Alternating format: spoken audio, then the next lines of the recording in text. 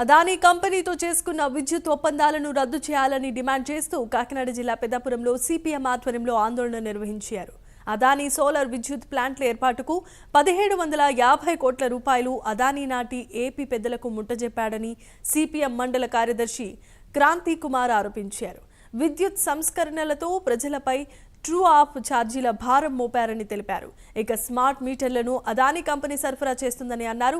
తక్షణం ఈ ఒప్పందాలను రద్దు చేయాల్సిందిగా డిమాండ్ చేశారు.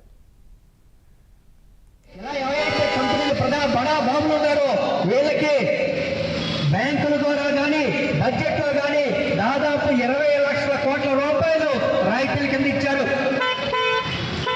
ఈ రాయితీలు రద్దు చేయండి అని చెప్పి అనేక సందర్భాల్లో పార్లమెంట్లోనూ బయట సిపిఎం పార్టీతో పాటు అనేక మంది పోరాటం నిర్వహించారు.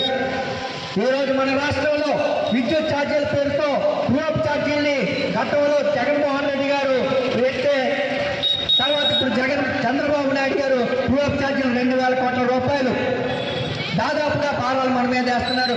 ఈ 2000 కోట్ల రూపాయలు భారాలు ఎలా పెరిగాయంటే అదానీ గారు ఏవైతే బొగ్గమ్మారో ఆ బొగ్గునే మీరు కొనాలని చెప్పి కేంద్ర ప్రభుత్వం నుంచి లేఖలు పంపితే ఆ బొగ్గుని